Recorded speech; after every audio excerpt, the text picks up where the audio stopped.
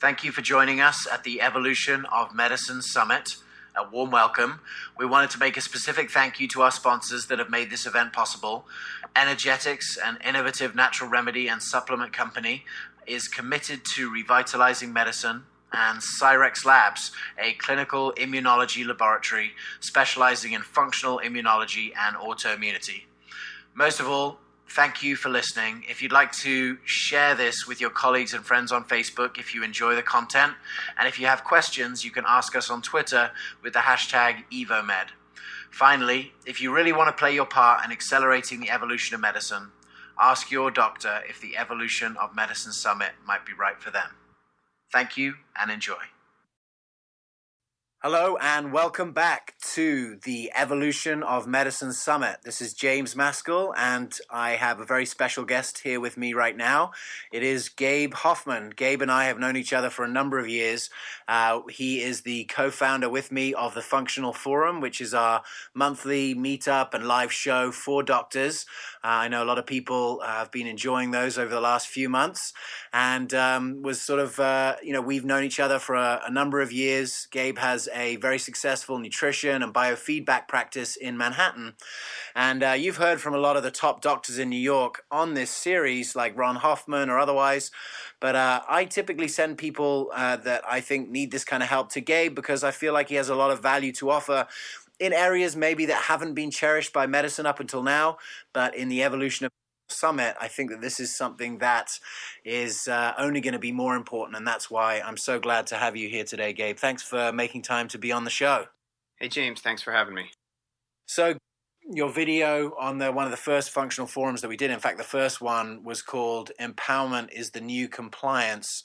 Do you want to just share a little bit for those people who don't know your work and your story, sort of how you got to be in a position where you cared about compliance and empowerment? Yeah, sure. My journey in this healing field started like I feel a lot of people who are doctors and passionate practitioners out there leading this wellness revolution that's been happening. I had been diagnosed with Hodgkin's disease when I was 17 years old, which was a lymphatic cancer. I went through chemotherapy, radiation, stem cell transplants over the course of about 5 years. I went through as many conventional treatments as possible. You know, I grew up in a way where we were not aware of nutrition or what to eat or what to do, and I was just living in the world like a regular, person. And getting sick, you go along with your doctors, and the doctors basically tell you if you're going to live or if you're going to die, and here's the treatments. And if you ask at that time, if I asked my doctor, what can I do for myself to better myself? They just say there's really nothing you can do. You just keep doing what you're doing, and we're going to take care of it. So obviously I've come a long way from then. At a certain point after having stem cell transplants and just really being almost dying. I mean, I was in some critical condition at a certain point. Coming out of that, it sort of broke my thinking. It kind of broke up this belief system I had and woke us up as a family to say, okay, what can we do? And I'll always remember one of the first things that happened was I started working with a biochemist in Pennsylvania. His name was Jim Sparandio, and he put me on a supplement regime that was very far ahead of its time, and he introduced me to some, a diet and some supplements, and really, the information was great and valuable and life-changing. But the other piece of that was it was the first empowered step I had taken in my health. It was the first time that I did anything, that I even knew that there was any action that I could take that would affect the outcome. And, from there, of course, I continued on passionately studying this information, going back to school, beginning my own practice in nutrition and biofeedback, using some homeopathy with you and some other remedies, and passionately have been involved in this field from the time I'm 17 till now being 33. I've realized that more than half of my life I've either been a patient or a practitioner, and I think through that journey it really helped me value the type of relationship that I needed to develop with the clients I was seeing, and also understand the type of relationship that I think is going to be part of medicine moving forward. So that first interaction with medicine was sort of in a very passive state where you have a serious chronic disease. And obviously in that state, it's not that valuable that the patient has a say because the doctor is a very acute situation. But as you start moving into other types of situations, you see that's not really the case. There's a lot that we can do to actually avoid chronic disease and keep ourselves well. Well, absolutely. I mean, first off, when you're 17 years old and someone says, "Hey, you have cancer," your first thought is, "What? I don't want anyone to ask me to do anything. Like I want this out of my hands. To think that you have any part or role in it is almost too much accountability." I think one of the reasons that it's scary for people to take some empowered steps and some choices in their health is because the implication is that they're the reason that they're sick. And I don't think at 17 years old, I may have been, that you're ready to even have that kind of conversation or even aware that it's real. However, you could call it acute, but how acute is an issue when you're waking up every day? If they didn't give me a scan, I wouldn't even have known it was there. So it's not like you're on the floor throwing up every day. So you're coming in with an illness with a breakdown going on in the body, but it's not necessarily coming with acute symptoms. And what they're telling us to do is don't do anything. In other words, continue to do whatever you've been doing your whole life that got you here, and just keep doing more of the same, which is insane. Yeah. Ultimately. Insane is a good word for it. So once you started your practice and you started working with people, what sort of became clear with regard to the relationship that you'd seen that doctors have with patients compared to the one that you wanted to have with clients? Well, one of the turning points for me educationally, and people have heard of this school now, but I had gone to the Institute of Integrative Nutrition, and the amazing thing about that school, and you learn some nutrition, but ultimately what you really learn is how to develop a relationship with a person that you're working with, and how to prioritize that. So I had learned a lot, I'd studied a lot on my own, and would go on to learn a lot more clinical information. But one of the most important things that happened was that I gained a foundation of connecting with people. Now, naturally, I've always been pretty good at connecting with people and listening, but to really bring home the fact that this was the turning point to any healing process, and what I believe is the turning point to any healing process at this time is to develop that relationship. Now, of course, and I wasn't going to natural doctors either. I was going to a conventional doctor. These guys were so detached from that concept. I mean, the entire thing is based on that they're going to tell you whether you're going to live or die. Whereas, what I'm very happy to do when I sit with people now is helping them understand that it's about them. That I'm here for them, but we're on a team, and the outcome is really about what they do when they're not with me. I mean, we can have a great session. I could tell them all the best things to do. I mean, most people know a bunch of things they already need to be doing, and really, at the end of the day, the question is, why are you going to do them today after leaving this session and you didn't do it yesterday? There's no reason to think just because I gave them a list of things that they're going to get better, when meanwhile they had a list yesterday they didn't do. So my question for myself is, if I'm going to help someone, I want to make sure, and I want us to be in a communication where we understand, why would you do it tomorrow if you didn't do it yesterday? And that's really the key question that you're trying to ask and trying to get answered, because otherwise it's another thing that they're not going to do, right? Yeah, I say this a lot. I believe in spending time with people, and I've developed my practice that way. I was able to develop it that way, and I say a lot, like, I could give you a list of 20 things to do, and it'll just go on top of another list of 20 things you're not doing. So, let's start with some important ones. We both, we work together to decide where we're going to start, what's overwhelming to them, what's not overwhelming to them, what's the right fit.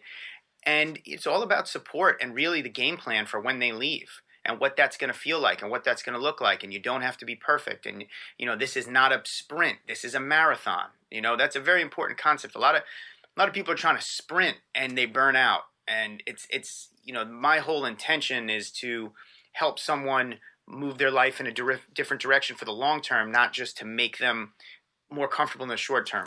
So give me an example of someone and they start sprinting towards health and then they collapse. What does that look like from it there? And I'm sure you see that a lot with doctors and nutritionists and all kinds of practitioners. Yeah, absolutely. I mean, first off, a lot of the people who come and see me are fresh off of about 5 years of sprinting and falling apart. I mean, so many people come in and have told me they've done these things before. They have a cabinet full of supplements. They've got so much experience of starting something and not finishing. And one of their fears, when I ask the right questions, usually I'm able to get to the fact that one of their fears is that they're not going to complete it, that they're not going to move forward, right? So I see them coming off that, and what that can look like, and what I've learned to address early on is, they come in, I give them a bunch of things to do. They're 100% into it. They say, I can't wait to do this. And they leave and they do everything perfectly. And I see them 2 weeks later and they come in and they say, Gabe, I'm gluten-free. I'm taking my supplements all the time. I'm exercising. I'm meditating. I'm doing everything. I would never not do this. I will do this for the rest of my life. And, meanwhile, I've met them 2 weeks ago. So I realize, realistically, they're projecting out for the next 50 years. And, for me, I don't want to go there with them. So, and then the next thing that happens is 2 weeks later, who knows? They're a normal person. They decide they want to eat something. Their friend comes over, and their friend is someone who's like, oh, it's weird that you're doing that. So all of a sudden they eat pizza together. And what the burnout looks like is they don't come back.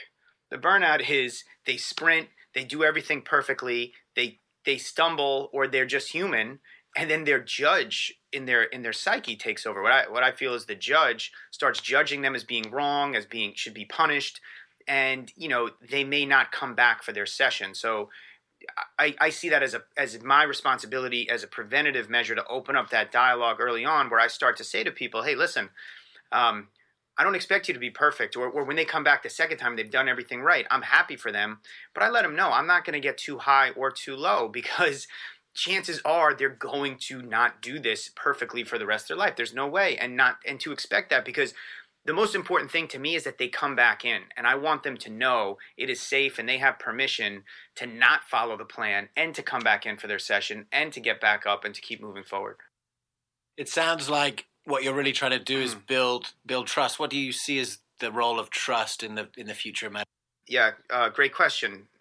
Trust is at the foundation of the future of medicine. It's always been at the foundation of medicine. And what's starting to happen is the trust that I would call it blind trust. And someone actually earlier today was talking to me about a class that they took in college, where they talked about the way that we've systematically given over our power in our health to doctors, just based on the fact that they're a doctor, not knowing anything else about them, not knowing and almost having no opinion or no ability to say, hey, this is wrong with me, or I think this is my problem, or have any opinion about it whatsoever. So what's happened is people are not feeling good. Their doctors don't have the answers, and they're starting to ask themselves, well, what's going on here? Or they're going to their doctor and saying, I don't feel good. And the doctor's saying nothing's wrong with you.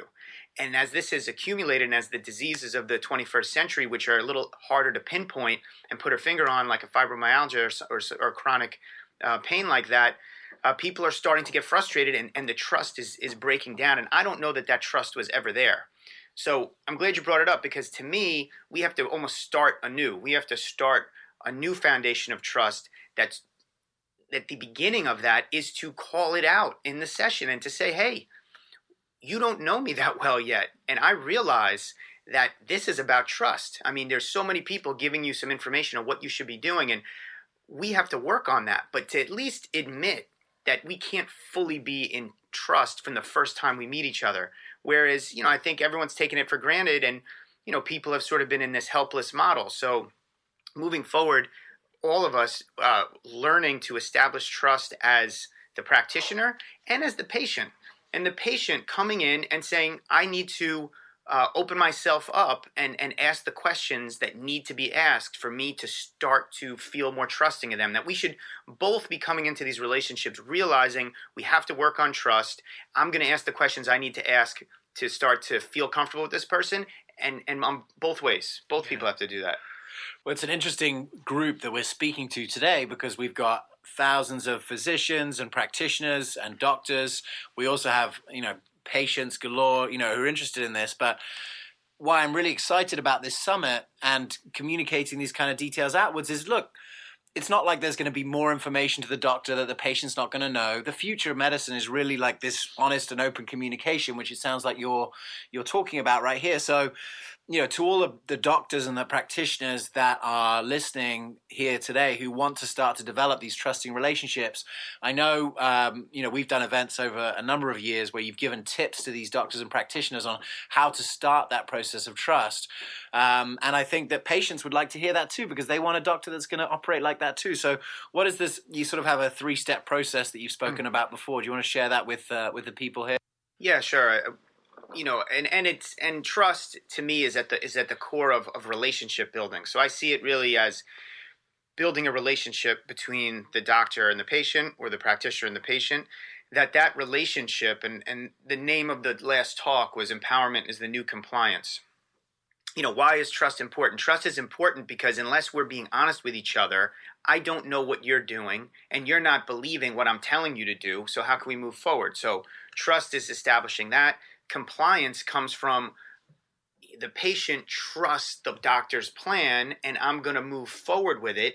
And the patient trusts the doctor's, trust the doctor being open enough for the patient to say, hey, I couldn't do it, and for that to open up a dialogue. So that's why trust and compliance go together.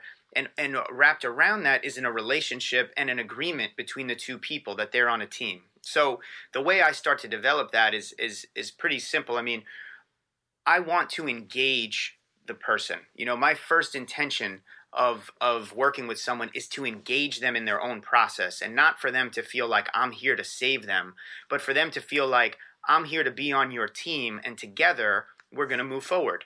So the first step towards engaging them, and is a really basic step, but I always have them write down the instructions we go over in the session. So if I'm going to put them on some remedies, you take these 3 times a day, that type of thing, some nutrition. I always make sure that they have a pen and paper from the beginning of the session. They write down anything that's useful to them. And also that when it's time to give instructions, the first thing is I have them write down the instructions. So that's the opposite of what we've seen thus far, which is doctor writes on prescription pad. This is them actually writing on it. So what are the sort of core benefits of them writing it? Yeah, there's so many. I mean, on one level, just them writing it down, it's their handwriting. They're actually using the pen to write this down. They know what it says. Also, the coordination it takes to write something by hand, which we're starting to lose with all the typing, although I'm sure there's some coordination there too. To write something by hand, it imprints in the brain much differently. So I find people remember it more, seem to own it more. But number 2 is, they're owning their part of the process. I mean, this is not me handing them their list of what to do. This is them coming, consulting with someone, and then taking the best of that, writing it down, and and being engaged in it, rather than just being someone who's being passed something. Again, it's just a small step, but it's an image, or it's an example of their own involvement in it. That's great. So that's the first step. What are the next 2? Yeah, the next 2 steps is again, more ways to engage them and to empower them in their own process. So what I'm looking to do is have them suggest some things to me, and that really starts with a basic question, right? The question I ask them is, what's one thing that you need to be doing for yourself right now that you're not yet doing? And I think that if every doctor and if every practitioner and if all of us were to just ask that one question, because really, what's the risk of asking it? So you ask this person, what's one thing you could be doing right now that you're not, it's the most important one, and everyone always answers it. It's different for everyone, but it could be water, it could be exercise, it could be they drink too much soda. They have something. It's charged. It has an emotional charge for them. And you ask them what would they like to do with it? They're like, well, I'm going to, and you set a goal with them, and this becomes part of the protocol. And it becomes, to me, one of, if not the most important part of the protocol, because it's the part that engages them the most. So they have a list of things to do.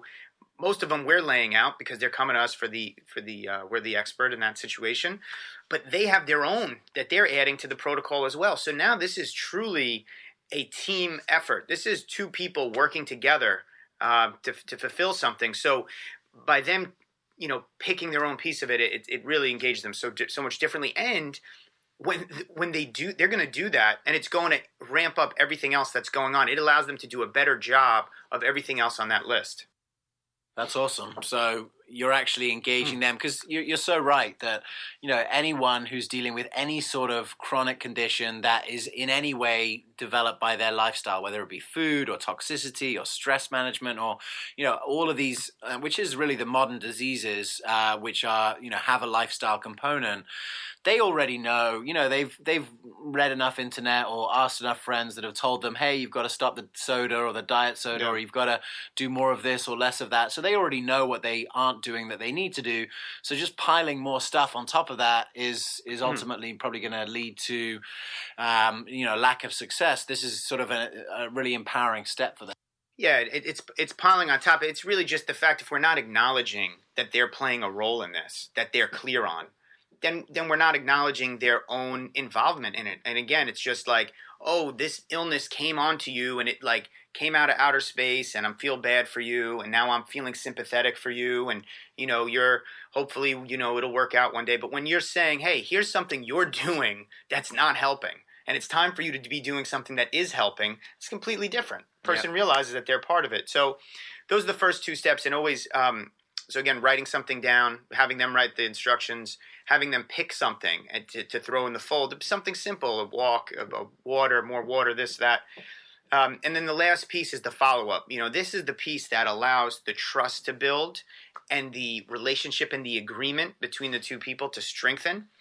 And that is that when the person comes back for their follow-up, when you check in on them, you make sure to check in on that specific goal or that specific first.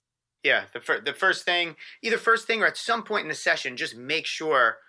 Okay, so James, how did you do with your water? I know your goal was to get through 8 classes a day. How did you do with that? Because the person has been focused on this one as much as all the others, and they feel great about this one because they thought of it. So they thought of it. You agreed that was important. They go there, they work on it. So when they come in, they want to talk about that one. So the first thing is, if you don't ask them about that one, you've already dropped the ball on an opportunity to get more trust with them. Because it seems like now you were just saying that to say it. You really didn't think it was important. You were just, babying them. But when you say, hey, how was that? That was important. And you engage with them on that one, they realize, yeah, this guy, this person cares about what I'm doing. They're here with me. And so one of two things is going to happen. They're going to answer that question by either saying, yes, I did do it, and you guys can feel good about that and move on to the next one, or just look to maintain it, or wherever you want to go.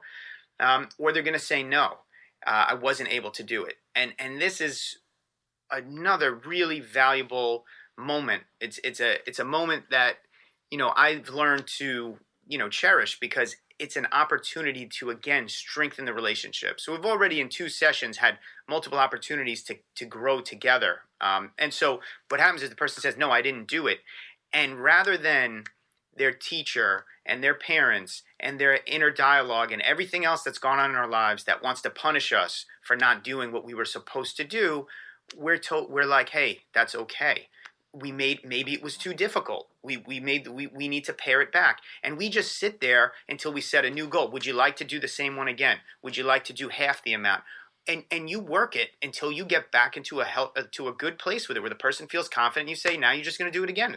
This is a marathon. This is not a sprint. Yeah. You can see why Gabe and I have been thinking about the evolution of medicine for a long time, because this is really absent in any sort of chronic disease management, in any primary care, any symptoms. You can see just how, in the context of what you just said, if a disease is mainly born out of lifestyle factors and we're not addressing them at all and we're just giving a drug, it's obvious that there's no chance that this is going to turn around. It seems like the only way that we can really get hold of them, we have to get hold of the lifestyle. Like you said, the other 167 hours a week that they're not in your office is really where the leverage is for those lifestyle factors. So that's starting. So you've started the process, you've got some trust, and you've built. What does a successful relationship between a practitioner and a patient start to look like from that good, solid foundation? It starts to look like continuity. It starts to look like open conversation. It really starts to look like, this was a good week. This wasn't a good week. The person shows up. I mean, for me, the person shows up when they had a bad week. The person shows up when they had a good week. That's beautiful. That's pretty much it for me. As long as the person's showing up and staying in their process. The things what I believe in terms of healing is that it's all about process. There's no one ingredient or one suggestion or one food or one remedy. There's no one thing that heals. The only thing that heals is process. And if you can engage someone in a process and they stay with you, I mean, I'm confident. I'm extremely confident. If I'm patient and confident, and if someone stays in a process with me, we will work it out. And the challenge is, how do you keep someone in a process? And so these are all the tools that I've been looking to develop and continue to get better at, and learn new things every day, because at the end, I think that this is what heals. It's process. And if you stay in process that's built with trust, you will have a good outcome. So if someone's listening to this right now and they're working with a doctor or practitioner, even doing integrative or functional or holistic medicine, and they're not having the kind of experience or process that you're describing, what's typically going wrong, or what can be done to remedy it? Well, look, I mean, it can be a fine line, because sometimes as a patient, things are taking too long, and possibly you don't have the patience with your own body, so you break away and you feel like it's not working. So that can happen. Or you get advice from other people. You get advice from other people. You've got all different things are coming from a lot of different directions in terms of what you should do and what you shouldn't do. So maybe you haven't developed the kind of strong relationship with your doctor, so you're not fully engaged in the process. So, if you're in that now, you have to take a step back and reevaluate the relationship that you have. First, take ownership of your part of it. Am I being honest? So you're the patient. Now you want to figure out, okay, here's where I am, because I'm listening to this talk right now. But here's where I am. I have already established a relationship, because this is how most of them are, where I'm not being 100% honest, where the doctor is not listening to me 100%. I'm not fully engaged. Okay, are there things you can do to become more engaged? Can you say to your doctor, hey, I know I've been telling you this. Here's really the full truth. If you want, you can do that. Or you could say, hey, I want to be a little more engaged. You can ask for that. And then listen to how the doctor responds. If you don't like how they respond, you're fully entitled to move on and find someone else.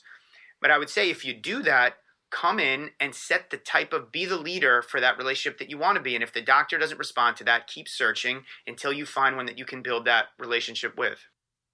Your namesake on the summit, Dr. Ron Hoffman, said exactly the same thing. You got to vote with your feet. Yeah.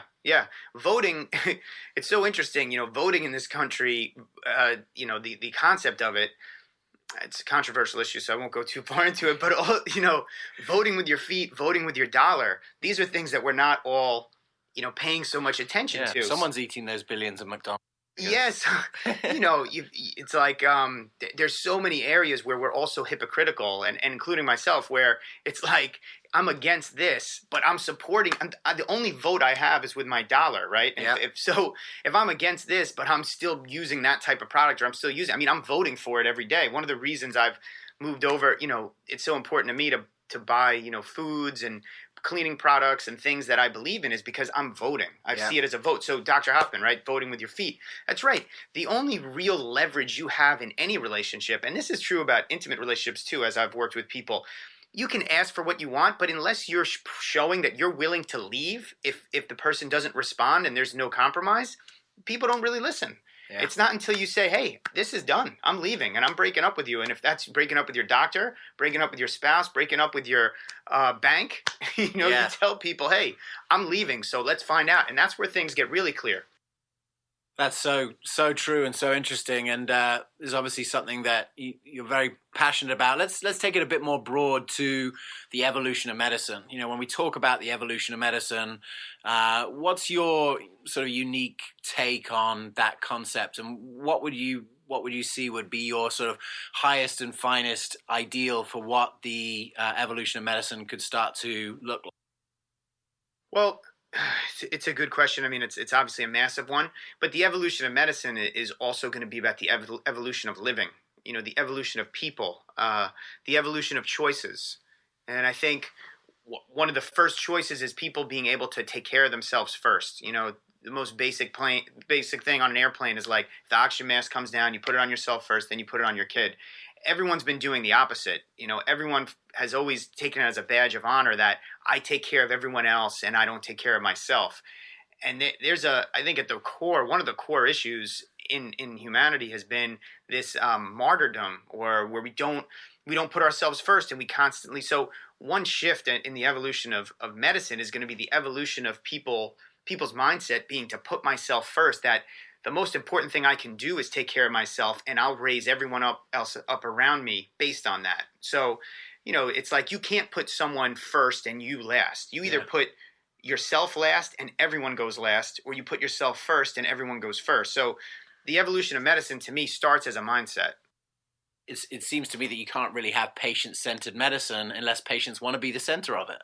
Yeah, exactly. So on one hand, it's helping people realize, and so how are we going to do that? I mean, it's a big question, but I think in a little way, if we all start to take accountability for our own life and share that through our example, that's something that will cause a ripple effect. But then from there, the choices change. People start taking care of themselves differently. People start investing their money differently in foods, and beneath all of that is this driving force that we have an incredible amount of power and healing ability within us. And the reason I believe the mindset must change is because that the shift of that mindset is what shifts us all into our innate healing kicks in. The reason I want someone to go and add their personal choice into our grouping of suggestions is because I know that when and we can use the word, we can start to get into it, placebo, when the placebo kicks in, the placebo meaning the power that someone already is holding to heal whatever it is that needs to heal, that's where we're going to take a step forward, collectively. Well, you said the P word, and I know it's something that we are both very excited about sharing on this summit to all the people listening. The placebo's got a bad name. It's got a bad rap over the years, and I think it's time to set the record straight on this. It's very interesting that Western medicine is the only form of medicine that doesn't honor the innate healing capacity of the body. Surely that is a big part of the evolution of medicine to get back to that. But let's just start with the placebo effect and talk a little bit about it. People are, it's funny because the placebo effect has been measured in almost every scientific experiment because you're always measuring against placebo. And what we see is that if you look at all experiments, it can be a massive range. It could be anywhere from 18 to 80% of people get well in the placebo group. And it's insane in a certain way that we're not focusing a lot of intention and attention in medicine to optimizing that placebo. I know that we've spoken about this for years and years and years. What's your unique take on the placebo as a force for good and something that needs to be maximized, I guess? Yeah, I mean, I love always when we have these conversations about placebo because it is just the most pure form of medicine. It's free, you know? It's there's so many implications involved when you look at the placebo, and I always, when you told me how the most studied, I forget how you worded it, but basically the most studied factor in the history of the world is the placebo. Yeah. Right? Because it's part of every study. So the one thing we know is the placebo works 100% of the time. Yeah. It's always a factor. It's always a factor. I mean, it doesn't happen 100% in every experiment, but it's always... Yeah. It's always a factor, right? So here we are looking at something that's always a factor. And of course, the concept, the way we look at placebo is we all go like, oh, yeah, that's probably placebo. Like, that sucks, like, oh, yeah. it's probably placebo. So, don't get into it, right? It's only placebo. It's only in your head that everything just worked because it was placebo, like, but it worked. Yeah. Meanwhile, it worked, and never. How disempowered are we that never does it occur to us to say, oh my God, I made it happen. It was me. Instead, we go like, oh no, like someone lied to me, or it goes into trick. There's some trick. Yeah. We get brought into that. When meanwhile, it's like, the placebo kicked in, meaning you kicked in. Yeah. You empowered yourself somehow in that process. Your belief was strong enough to change a physical symptom in your body. And why is that not on the front page of the paper every day? Yeah. It should just be the only news. I don't know a news story that's probably more intense than the fact that every single time you're doing something, it's your belief in that thing is having an effect on the outcome every time. Let's talk a little bit about placebo maximization, because I think that's an important thing. I've read different books. Dr. Brody's book is awesome on the placebo. I think you actually gave me that one a while ago. Yeah. But certainly this trust element, it seems like the placebo kicks in a lot more effectively and consistently in connection with someone else. It's not just about you just dreaming yourself well. There's something about that connection with someone else. Yeah, I mean, that's right. Just from reading those books, and it wasn't something that I initially realized. I just knew that the more connected I became with people, the more that they could see I was on their side, and the more that we were able to support each other honestly, the better results I got. And so I always prioritize that. But when you read about, okay, the placebo effect, there's also a nocebo effect, right? There's an effect where people can affect negatively if something works or doesn't. So start to look at those factors, and trust between a doctor and the patient is a clear factor. Relationship, confidence, all of these sort of intangible aspects that make up the way someone feels about what they're doing has an enormous impact on it. So to activate the placebo, all the things I'm talking about and that we're talking about here are all important to activate it. And in fact, it's something that if I want to activate in people, Yeah. I'm consciously saying to myself, I need the placebo to kick in. Yeah. Because whatever I have isn't strong enough to do it on its own. And that's true about anything. And that's true about any medicine. I don't care how cutting edge it is. If the person is not on board, you don't have something strong enough. Everything is strengthened and empowered through the person's ability to believe in what they're doing. It's so true, because you see, okay, let's say something like chemotherapy that maybe operates, somewhat above placebo for cancer. Let's say placebo is 30% and chemo is 35%. That's still 65% where it's not working. And we know that that's a fact for sure. Yes, it's beating placebo. It's only beating it really by 5%, because if they had done if they'd done the placebo, 30% would have got better. So the way that we've set all this up is sort of been to placebo minimization. Yes. And I think that what we're looking at with the evolution of medicine is, like, before anything else, before we make any of these other interventions that may or may not be helpful, let's get the placebo going first, because that is the real. Well, I always say to people, I mean, everything has worked and everything has not worked. We've cured cancer with chemotherapy and radiation. We've not cured cancer with chemotherapy and radiation. I've heard people curing cancer with meditation and laughter and vitamin C, and then there are people who've done that and it's not worked. So you could go down the line, and every approach has worked and not worked. Raw food has worked and it's not worked. Macrobiotics has worked and it's not. So what does that mean? And what it means is it comes down to the individual person in every situation. But I know that anything can work, and also everything won't work. And so you try to ask yourself, what's the common denominator? The common denominator is that every person is different and they're engaged in their process differently. And so I believe that at the core of that is, if you want to give it a word, we can use placebo, which is just a word that's representing something that we don't really fully understand, something, greater than us. Yeah. So you've mentioned the word agreement a few times here, and an agreement between two people, and having a powerful effect on the one person's ability, being in agreement with someone else. Can you want to just go a bit further into that? Because I think that's an important part of medicine that, again, has been really overlooked. Yeah, agreement, or what we could call an authentic agreement, is when two people, and it is what it sounds like, which is that we've agreed to do something together. But when I say agreement, I mean a full agreement. Like, the honesty is there, the trust is there, the connection is there, and I believe that it's a good word to use because it assumes all these other factors are in place. And when you have a real agreement between people, I believe that that's when the placebo gets activated the strongest, because there's two involved rather than just one. So there's always more power coming from that place.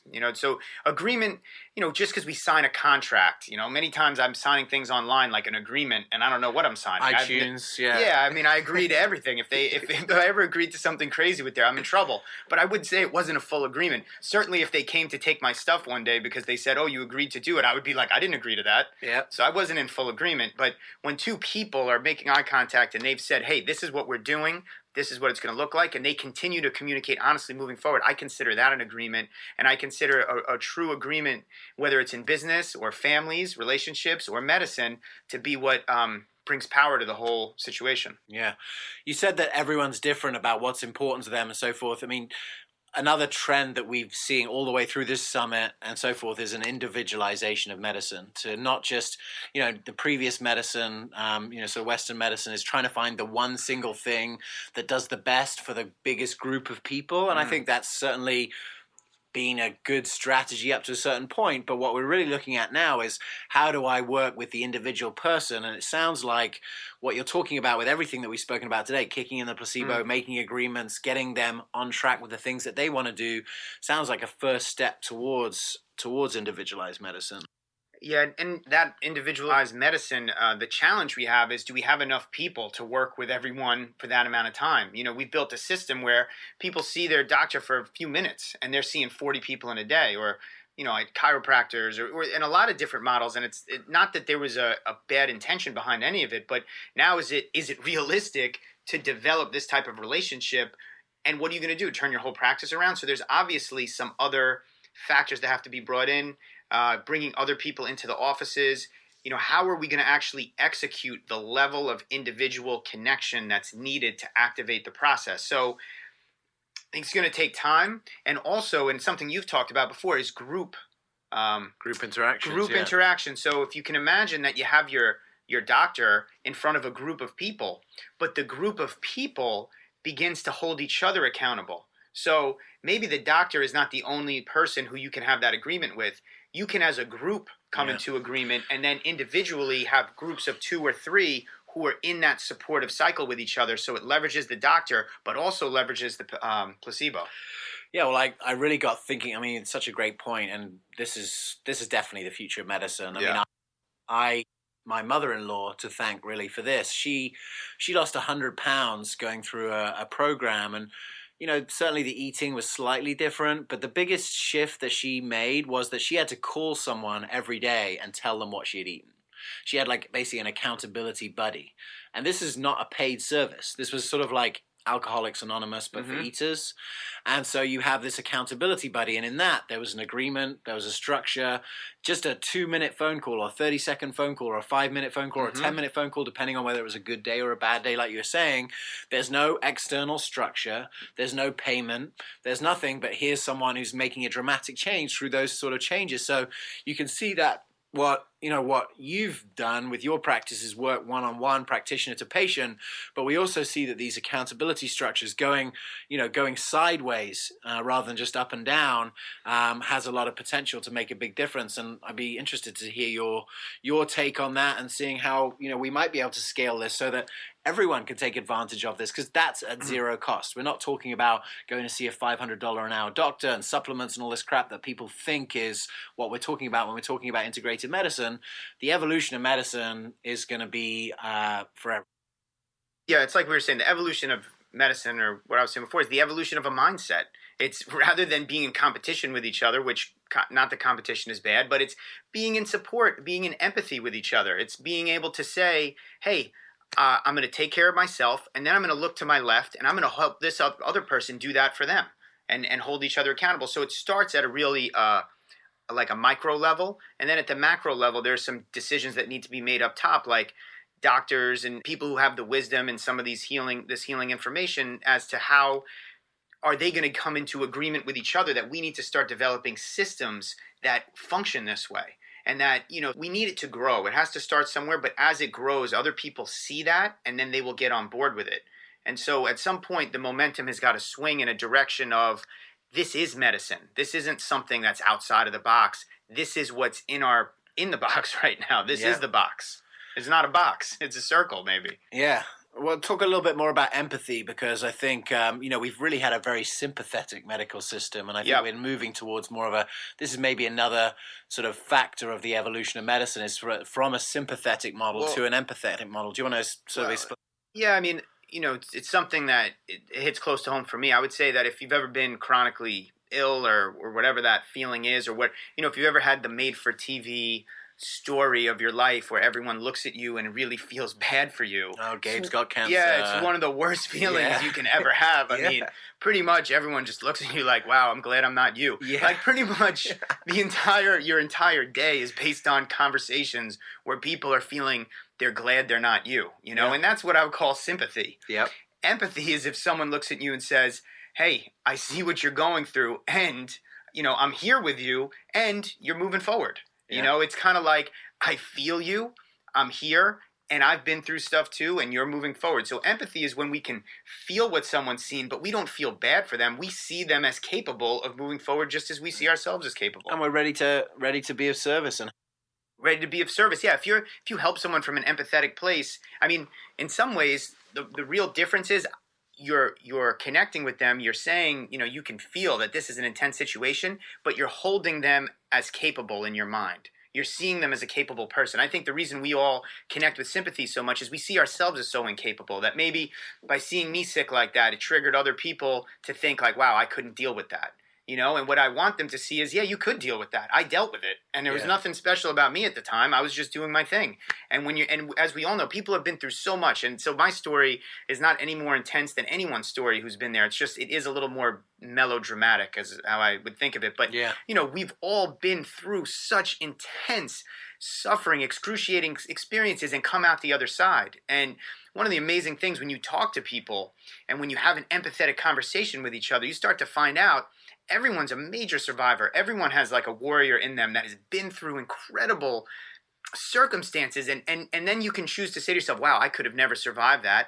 Or we could all realize that, yeah, we're here to survive everything. We're here. As humanity has survived an incredible amount of things that probably would have looked like we couldn't have. So it's called evolution. Yeah, it's evolution. Yeah, exactly. And so, empathy to me is that when I talk to someone about what they're going through, I don't allow myself to feel bad for them. I allow myself to see them as capable as possible, as being able to move through it. And if I'm not able to, I check in on myself and I ask myself, where am I looking at myself that way? Where am I feeling incapable right now? And how can I get myself out of that space personally so I can get back to connecting from an empathetic place? And what do you think are the sort of hallmarks for developing empathy for doctors and organizations? Like what's the skill set that's required to move from a sympathy mindset to an empathy mindset, or even not even a mindset, but a delivery of that? Well, number one, I mean, I get phone calls from people who ask me if I'll speak to their friend or their cousin or their relative who has cancer, and so when I get on the phone with them, I don't start by saying, here's what you need to do nutritionally, or here's the drops you need to take, or here's what you need to do. I start by basically telling them like, hey, everything has worked and everything has not worked. And the difference is, where are you at mentally? So I check in with them immediately, like, how are you feeling about yourself? How are you feeling about the situation? You feel hopeless? You feel like you're ready to move through something? You're feeling fired up? And just right off the bat, I establish with them like, hey, this is about where you're coming from. If you don't see any way out and you're starting to, say your prayers and say goodnight now, like that's not the way to move forward. If you're talking to me because you want to figure out how to move forward, it starts with seeing yourself as capable, and you better start looking for evidence in this world, because there's a ton of it that you can survive that. There's a ton of incredible stories, incredible people I've met, books I've read, doctors who have worked with people. You better start building your evidence of who has survived these types of things, rather than sit there and think about all the people who haven't, because that's the first decision you can make in a healing process. So, how that relates to your question is that I think we have to prioritize this. We have to prioritize communicating to people who are dealing with a chronic condition that, hey, the people have gotten better. Yeah. And there's no one who can tell you that you definitely won't. There's not a doctor. Doctors today, one of the things that, that gets me really angry is when a doctor tells someone, oh, you're going to die. This idea that people are going to be told when they're going to live or when they're going to die has got to stop. And, so outside of that, basically, I'm just saying, as a foundational piece to your dialogue with someone, you want to figure out how they're feeling. And if they're feeling hopeless, or they're feeling scared, or they're feeling helpless, it's not a judgment. This is not to say, hey, you shouldn't feel that way. This is to just say, I hear that. I understand why you're feeling that way. And the most powerful form of medicine is to start to work with that belief system. How are we going to scale this out? Like, how are we going to get enough people in front? We've got some other legends on summit who are going to be talking more about how doctors and coaches can work together. What do you think is the way that this can scale out, as far as, because I know also, as well as doctors and patients, I know there are people listening from all around the world to this who are really interested, they're developing hospitals or other systems of medicine or otherwise. What's the message to them? Like, how can we get this to start happening? Because it's free, basically, right? I mean, it takes people's time, but we're not talking about a lot of technology. We're not talking about expensive methodology or expensive tools. We're talking about genuine human connection, and that seems like a good starting point for dealing with the kind of epidemics that we're having to deal with. Part of the evolution of medicine and part of evolution generally is that you have different things that you're coming into contact with, and you have to evolve to beat those certain things. And as we have to evolve medicine to deal with the things that we're dealing now. And it sounds like from today that this is really part of the structure that can do it. How are we going to scale this out and make this happen? Well, it takes people listening. It takes people getting passionate about this as an idea, as a concept. It takes doctors, people who have been sitting in the role of we didn't bring it up today, but the patriarchal system of doctor patient, where it was all about they're going to save you or I'm not going to be able to save you. And so again, it's a mindset evolving, and then it's individually saying, okay, I'm near a hospital, or I there's a group of kids, figuring out who's in your sphere, who's the closest group to you that you can have an impact on their life. So much of the time I think we spend worrying about what's things that are going on the other side of the world. And yeah, there are horrible things going on the other side of the world that you can read about, and it's a very disempowering thing to do. But I feel like if we all just brought our attention to the much closer part of our world, which is our family first, and then outside of our family, that network that ring right around there, the schools near us, the hospitals, and each person right now looked at the most intimate group of people that they're connected to, and then started to think about it, because it is going to be different for everyone. But we spend so much time focused on things that are so far away, and then we feel so bad for people. We're in this Western world here, so it's like we see people in other countries starving, and we feel so bad and helpless for them. Then we come home and we just are ridiculously rude to our own family, or take our emotions out of our own family. And it's like starting to just pull back and deal with the group that's closest to you, starting from the family and building outward, and start to look for ways to activate empathetically this type of response in them, and to look for that just as an individual and in yourself. I really think because it's so massive, and because this information, I'm getting a chance to, and I appreciate the opportunity to say something that's being heard by a lot of people. I would just ask us all to take a lot of this attitude, a lot of this mindset, apply it to ourselves, and then look at the person who's closest to you and look to apply it, and then kind of build from there. Yes. Build on the small scale and take it out. But if enough people start doing that, that's how you see significant change coming. Absolutely. I mean, I think it's, if you take this to the hospital, is there a nurse? Is there someone who's thinking a little bit differently maybe than the people in charge, who's ready to start a group where people meet and they talk about why things are, what is going well for them, and share stories about people who have done well in an illness. I mean, there's some specific things you could get into. It just depends on the location. It depends on, but it's really just engaging the human community to look at each other like, brothers and sisters, like people who care about what happens to them, what happens to the guy next to you. It's just a mindset. It's an attitude that we have not been in. It's a direction that we have to go in, because what we're learning is that connection and agreement is the most powerful force in healing. And yes, we have had incredible technological advances that has saved so many lives in Western medicine. And I do not want to discount that or come off in any way. But what we're saying today, and what you and I are talking about, is what about the stuff that's not getting better? Yeah. What about the things that seem to keep getting worse? And so what we're talking about are those factors. And those factors seem to be responding to people who care about themselves and each other more, and people who are interested in connecting with each other and sharing empathy, hope, understanding. These are the less tangible factors, and from there comes smarter food choices.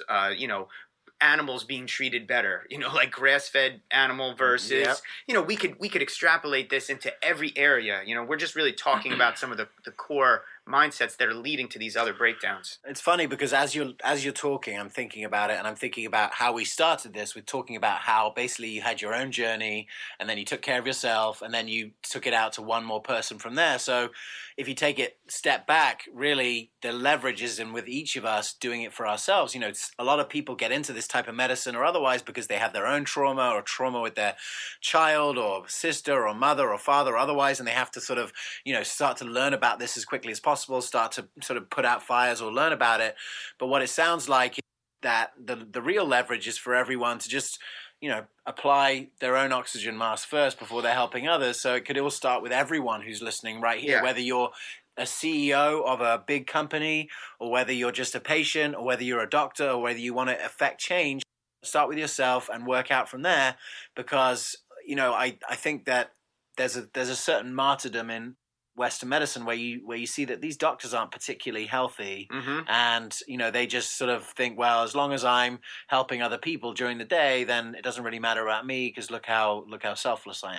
Yeah, I mean, I'm glad you brought that up, because our world is a reflection of us on some level, and if you don't, we could talk all we want, but if I'm not taking care of myself, how can I ask someone to do something that I'm not willing to do myself? So, and because of what I went through in my own health crisis, it helped break me through to the point where I would take care of myself, and over time I've learned in so many ways where I wasn't taking care of myself. So the question isn't really, and the question we have to all ask ourselves is, not am I taking care of myself or am I not taking care of myself? It's where am I not taking care of myself? We all have work to do. There's no one here who's excluded from that. So just being someone who's going to take an honest look and say, here's where I could do a better job, and then go outward. I mean, that will reverberate through everyone who's around you. We lead by example. And of course, I went through my own crisis, which helped me get to that point. And I've just always felt like I wanted to help people gain a sense of urgency about taking care of themselves before they were in that type of crisis. And yet I had to go through the same thing. So in a humanity type way, there is some crisis going on in terms of the health of this country. We could talk about statistics all day, but maybe not every single one of us needs to be in a crisis before we start confronting our issues. Maybe we could all say, you know what? Looking around this room, there's enough people in crisis here that I'm just going to start now, rather than wait for me to have my cancer or my, alcoholism or my skin, whatever the issue is going to be. Yeah, it's going to be coming. So you're definitely calling for an urgency with that individually, but I know you're also for the doctors and patients, for the doctors side of it, looking for an urgency to really get trust at the center of it. And it seems like with those two urgent factors happening, there's going to be a lot of empathy. It sounds like an empathy machine, which it sounds what we really trying to develop. The first half of what we talked about was really on the micro level. The last half has really been about, what this looks like on the macro level. And to bring it back to doctors, this is one of the things that has to be executed, that it's one of our positions of influence where you have people coming in to see you and you get to choose what direction that goes in, because people have not yet been empowered enough to realize that they need to take control of this situation. So I take it, I take it very seriously, the opportunity to sit down with someone and decide what is going to be the attitude that they take going into this process with me. And, each doctor is doing that with many people, and not everyone's going to have an hour to sit with them and talk them through things. But even in a 10-minute conversation, if you're not covering that, if you're not covering the connecting, the part where you want to empower them, to help them feel good about their process, to help them feel hopeful, to help them realize that it's really about them specifically as an individual, then I think even that 10-minute session has been a failure. Yeah, absolutely. Well, this has certainly given a lot of food for thought here today, Gabe. It's been, obviously this has been something that you and I have been speaking about for a long time. We've got a couple minutes left. Is there anything last that you'd like to share with the audience before we wrap? Yeah, James, obviously it's been a lot of fun and really exciting to get going and really have a chance and a platform just to speak about some of the things that I think about. And, I appreciate you for that and all the hard work you've put in to create a platform for people to put their information out there. I mean, the core thing that I think each person, and when you're speaking to doctors or patients, I mean, everyone are just human beings at the end of the day, and we're all accountable for our life. And I think all of us just have to continue to look at ourselves in the mirror every day and ask where we can get better, where we can improve, where we can make a small difference in our health. And it doesn't have to be a big thing, but just every day checking in. And I think over time, that is how we're going to change. We have to confront that mindset. We've got to confront the fact that we are important. It is important to take care of your body. It's important to take care of your emotional body. It's important to look at your life. And what I've seen many times is the physical body is responding to the stress of the world of, so sometimes what I say to people is, whatever you're coming in here for, look at whatever is stressing you the most and address it. Whatever is the factor in your life right now that is creating the most stress is also playing the biggest role in your health issue. Absolutely. Well, there's a starting point for everyone listening. That's a huge point. Stress is definitely one of the major causes of chronic disease. I think it's something that we need to unwind.